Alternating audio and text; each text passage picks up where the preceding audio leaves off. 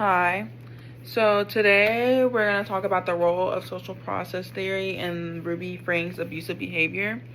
So with her relationship with Jody H, I think it's pronounced Hildebrandt. I think that's how it's pronounced. Her involvement in certain social and online communities have influenced, could have influenced or reinforced her abusive actions towards her children. To understand it, you can look at it through the lens of social process theory. And I think there is a documentary on Hulu about like this whole case and everything. I think it's like a limited time series documentary on Hulu. I'm probably gonna go check that out later.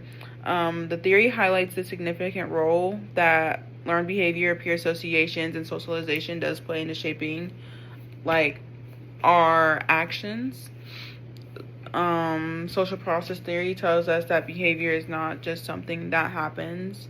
It's shaped with people that we associate, groups that we identify with, and the norms that we do. So, like our everyday routines that we do. In Ruby Frank's case, her relationship with Jody is a critical factor to consider. Jody was a therapist with controversial views on parenting and was closely associated with Frank.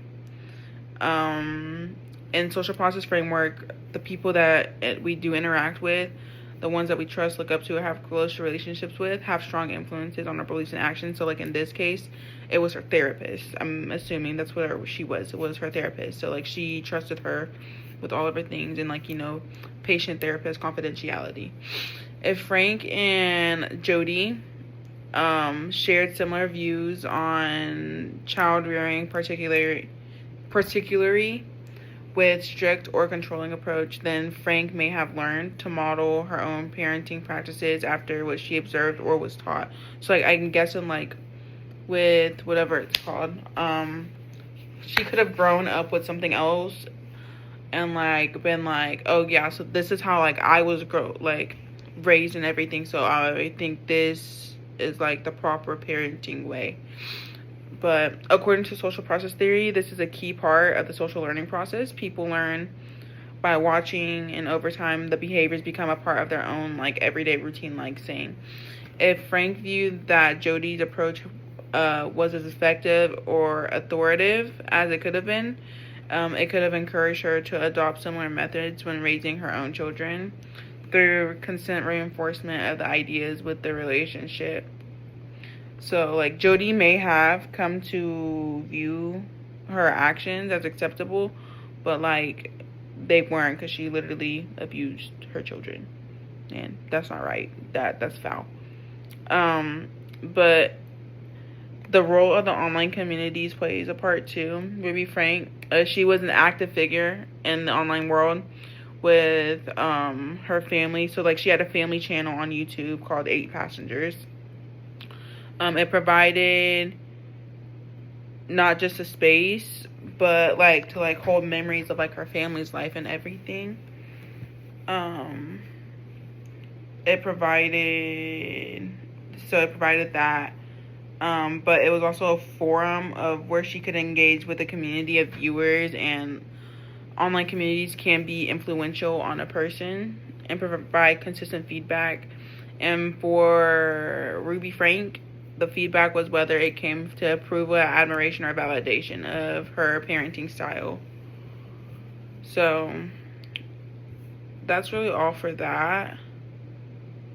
And her followers did support her strict and authoritative style of parenting that she did display. So to wrap it up,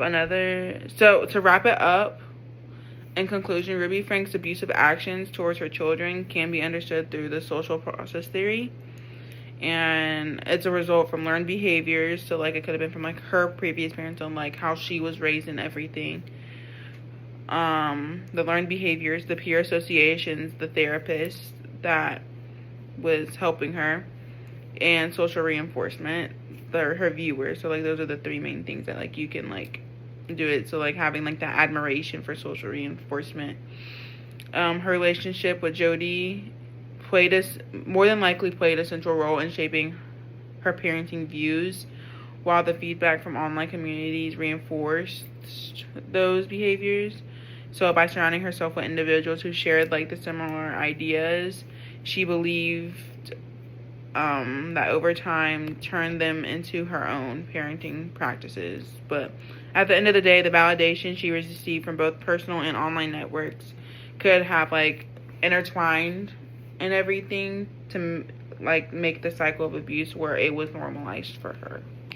So that's all I have on. That's all I have today on the role of social process theory and Ruby Frank's abusive behavior.